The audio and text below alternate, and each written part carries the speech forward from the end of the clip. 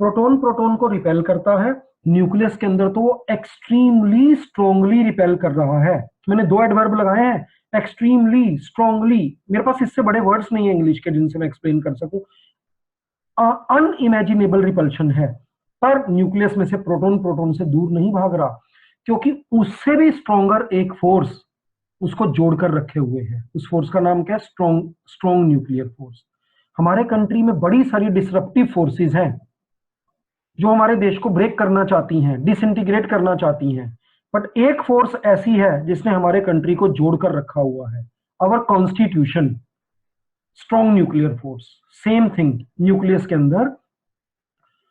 तो बड़ी अजीब सी बात है, जैसे ही हम प्रोटॉन को प्रोटॉन से डबल डिस्टेंस पर ले जाएंगे, इलेक्ट्रोस्टैटिक फोर्स 100 टाइम्स लेस हो जाएगी, but nuclear force tens of 1000 times less हो जाएगी, बड़ी तेजी से कम हो गई।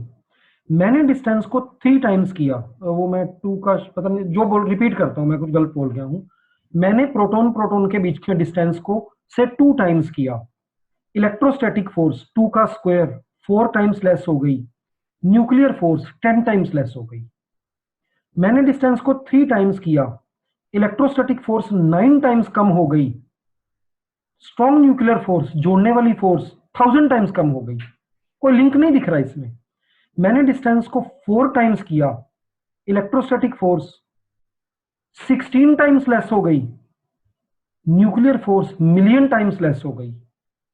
मैंने डिस्टेंस को सिर्फ 5 टाइम्स किया, इलेक्ट्रोस्टैटिक फोर्स 25 टाइम्स लेस हुई, न्यूक्लियर फोर्स गायब हो गई।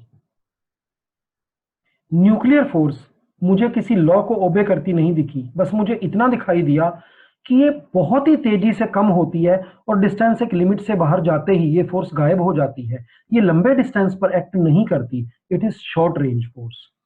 तो weak force and strong nuclear force, these two are short range forces. Gravitational force and electrostatic और electromagnetic force, these are long range forces. कोई भी एक बच्चा इस स्टेटमेंट को रिपीट करे, मैं एक बार फिर बोल रहा हूं। Gravitational and electromagnetic forces are long range forces, weak force and strong force they are short range forces। कोई भी रिपीट करो। Gravitational and electromagnetic Gravitational force and forces are electromagnetic long range force. forces. Weak force and strong nuclear force are short range forces. इसी तरह की बड़ी सारी इनकी properties हैं जो इसके अंदर बताई गई हैं। कुछ के लॉज भी दिए हुए हैं। फॉर एग्जांपल एक ग्रेविटी का फेमस लॉ है, आपने कहीं ना कहीं देखा होगा, force of gravity is G, gravitational constant m1 m2 divided by r²। ये न्यूटन का लॉ है। और आप एक अजीब सी बात देखो, इस पेज पर तो मैं नहीं दिखा पाऊंगा, ये ऊपर था F G m1 m2 divided by r²। F is equal to K, let it be K constant, Q1 Q2 divided by r²। ये दोनों लॉस बिल्कुल सिमिलर नहीं है। ऊपर था F इज इक्वल टू जी, इस चीज की जगह सर ब्लर आ रही है आपकी स्क्रीन। क्या हो रहा है? एक मिनट, ब्लर हो रही है स्क्रीन। सही आ रही है मेरे पास, पर आपकी आवाज भी क्रैक हो रही है। मैं एक बार दोबारा करता हूँ इसको शेयर, रुको। चीजें तो सब ठीक है। हाँ जी, अपने सिग्नल भी एक बार चेक करो। अब कुछ आ रही है साफ? हाँ जी, अब क्लियर आ रही है? Yes sir. No sir, screen में भी ब्लर, लेकिन आपकी आवाज ठीक है। ये मेरा ख्याल है तुम्हारे एंड पर ही कोई मिस्टेक है। मेरे से बाकी बच्चों का क्या? मौली तुम्हें कैसा दिख रहा है यहाँ पर? सही दिख रहा है। साउंड भी सही दिख रहा है। जैसे आप अपने घर में ना थोड़ी सी पोजीशन अपने नेट के पास ले जाओ, और यदि ज्यादा दिक्कत है तो फिर अपनी बुक को सामने खोल के रख लो। कर्सर नहीं दिखेगा, बाकी चीजें दिखेंगी। मैं ये बता रहा था, इलेक्ट्रोमैग्नेटिक फोर्स का formula F is equal to 1/4 pi, ये पता नहीं ई लिखा हुआ समथिंग, हम इसको 12th में एप्सिलॉन नॉट बोलते हैं, Q1 Q2 divided by r²। जबकि न्यूटन का ऊपर ग्रेविटी का लॉ था F is equal to G m1 m2 divided by r²। ये दोनों लॉज बिल्कुल सिमिलर हैं। यहां से आपको एक हिंट मिल रहा है कि साइंटिस्ट ने इलेक्ट्रोमैग्नेटिक फोर्स और ग्रेविटी में भी थोड़ा बहुत लिंक इस्टेब्लिश कर लिया है। दोनों के अंदर काफी सारी चीजें सिमिलर चलती हैं। इन फोर्सेस की प्रॉपर्टीज दी गई हैं बड़ी सारी, ये सारी प्रॉपर्टीज आपने घर पर पढ़नी है। फॉर एग्जांपल यहाँ नेक्स्ट पेज पर है, आपको नहीं दिख रहा कोई बात नहीं, इलेक्ट्रोमैग्नेटिक फोर्सेस के कैरेक्टर में लिखा हुआ है it obeys inverse square law. क्या मीनिंग है इस बात का? It obeys inverse square law. As distance increases, the force decreases. Force decreases with square, वो जो बोल रहे थे हम बार बार, F is equal to G m1 m2 divided by r square. एक तो R स्क्वायर के अकॉर्डिंग रिलेशनशिप है और दूसरा वो स्क्वायर डिनोमिनेटर में आ रहा है, तो इनवर्स स्क्वायर लॉ हो गया। लॉन्ग रेंज फोर्स भी लिखा हुआ, एक अजीब सी बात लिखी है, it is a central force. क्या आइडिया लगा सकते हो यहां से? Electromagnetic force is a central force, gravity is a central force. बोलो। के सेंटर में एग्जिस्ट करती है। हाँ, इसको यूं बेटर कह पाएंगे, अर्थ मून को अट्रैक्ट नहीं करती, मून अर्थ को अट्रैक्ट नहीं करता, रादर अर्थ का सेंटर मून के सेंटर को अपनी तरफ अट्रैक्ट करता है। तो अगर हम ये चाहें कि अर्थ और मून के बीच में फोर्स ऑफ अट्रैक्शन की डायरेक्शन देखें, तो हमें अर्थ के सेंटर और मून के सेंटर को एक लाइन से ज्वाइन करना होगा, फोर्स इस डायरेक्शन में होगी। तो ग्रेविटी की फोर्स और इलेक्ट्रोमैग्नेटिक फोर्सेस वगैरह पूरे सिस्टम के सेंटर की तरफ अट्रैक्ट होती हैं। कल को मान लो मेरे पास 5 डिफरेंट चार्जेस हैं, डिफरेंट चार्ज पार्टिकल स्पेस में बिखरे हुए हैं, then there is a 6th charge particle. तो ये 5 चार्ज पार्टिकल उस 6th चार्ज पार्टिकल को किधर अट्रैक्ट कर रहे होंगे? अपनी अपनी अपनी अपनी अपनी तरफ या कहीं और? अपनी तरफ, अपने अपने सेंटर की तरफ। नहीं, इन 5 चार्जेस का जो सेंटर बन गया, उस सेंटर की तरफ ये 5 मिलकर उस इकलौते चार्ज को अट्रैक्ट करेंगे। हमने ये सारा कुछ 11th में पढ़ना है, काफी हद तक मोमेंट ऑफ इनर्शिया में, और फिर आगे 12th में भी। Next, it is a conservative force. शायद अगली 3-4 क्लासेस में हम पढ़ने जा, नहीं फोर्स वाले चैप्टर में पढ़ेंगे, अभी 15 दिन लगेंगे। कंजर्वेटिव फोर्स, मुझे एक बात बताओ,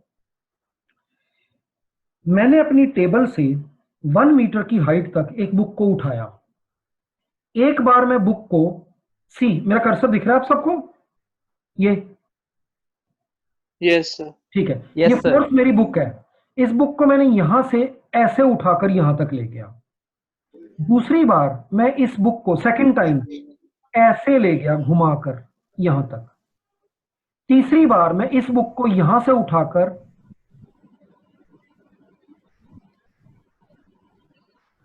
ऐसे लेकर आया। 1 2 3 क्लियर हो गया? मैं दोबारा कर देता हूं, कोई कंफ्यूजन हो। फर्स्ट इज दिस 1, केस 2 यहां से उठाओ, ये केस 3 यहां से उठाओ, ये करो, ये करो, ले ऊपर ले जाओ, ऊपर ले जाओ, अब नीचे लाओ, नीचे लाओ, यहां ले आओ। किस केस में मुझे ज्यादा वर्क करना पड़ा? थर्ड वाले केस। थर्ड थर्ड वाले में थर्ड 4 आवाजें आ गई, किसी को कोई शक तो नहीं है इसमें? No sir. No sir. हम 11th क्लास में आ गए हैं, फिजिक्स पढ़ रहे हैं, और यहाँ एक गारंटी होगी कि फिजिक्स में आप लोग हर बार हर क्लास में नॉर्मल बाकी के जो होमोसेपियंस हैं बिलियंस ऑफ, उनसे 1 2 3 स्टेप्स ऊपर होते जाओगे। अर्थ पर 99.9% लोग इसका आंसर वही देंगे जो आपने दिया था, बट द आंसर इज तीनों केसेस में वर्क बराबर होगा। हम इसको अमाउंट ऑफ एनर्जी सेम है, क्योंकि वो देखेंगे क्यों, इसका पूरा प्रूफ होगा, पर हम इसका कॉपी के ऊपर प्रूव करेंगे, पेपर में आएगा हमारे को। ऐसी फोर्स जिसमें किया गया वर्क इस बात पर डिपेंड ना करे कि पाथ की लेंथ कितनी है, सिर्फ इस बात पर डिपेंड करे कि डिस्प्लेसमेंट कितनी हुई है। भाई तीनों केसेस में डिस्प्लेसमेंट तो सेम हुई थी ना, यहां से यहां तक, फिर मैं यहां से यहां लेकर गया तो डिस्टेंस तो मैंने ज्यादा ट्रेवल किया, बट डिस्प्लेसमेंट मेरी वही की वही हुई।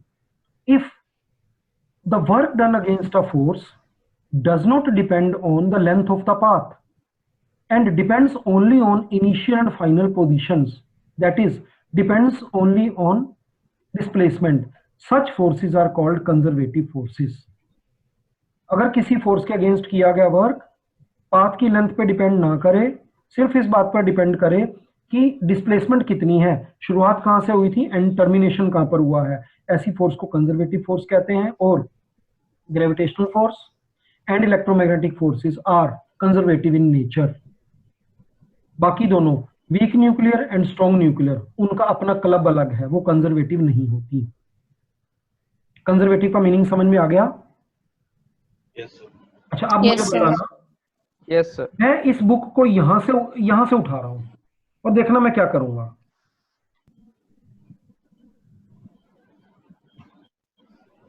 कितना वर्क हुआ? 0। 0।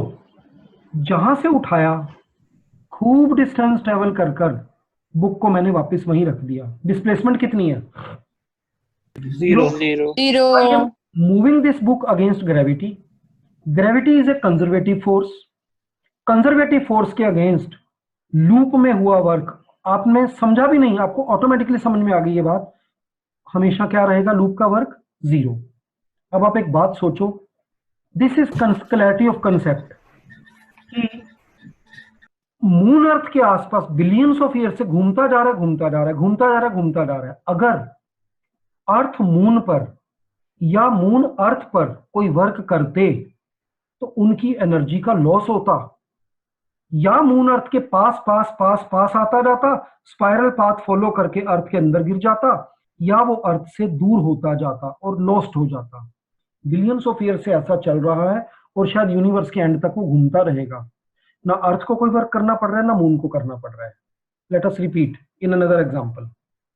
इलेक्ट्रॉन न्यूक्लियस के आसपास घूमता जा रहा है। 12th में कैलकुलेट करोगे 1 सेकंड में कितने बिलियंस चक्कर वो काटता है।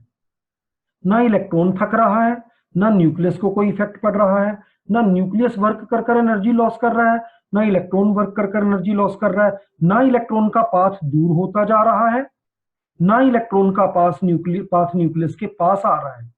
ये सब क्यों हो रहा है भाई? ऐसा इसलिए हो रहा है क्योंकि electrostatic force and gravitational forces are conservative in nature. उनमें लूप में हुआ वर्क 0 होता है। जब मून अर्थ के आसपास घूमता है तो it moves in a loop, चाहे वो लूप सर्कुलर हो चाहे इरेगुलर हो, है एक लूप, इलिप्टिकल लूप हो, है एक लूप जहां से चलता है मून, कुछ समय के बाद वापस 27 पॉइंट समथिंग डेज के बाद वापस वहीं पहुंच जाता है। इसलिए मून को कोई वर्क नहीं करना पड़ रहा। ये एक line, it is a conservative force, मैंने आपको इसके ऊपर 10 मिनट समझाया। तो ये आप चैप्टर को पढ़ोगे, बहुत सारी डिटेल्स आपको इसमें मिलेंगी। जो जो प्रॉब्लम्स आएंगी वो आप एक पेज के ऊपर लिख कर रखोगे और क्लास में बीच में पूछ लोगे।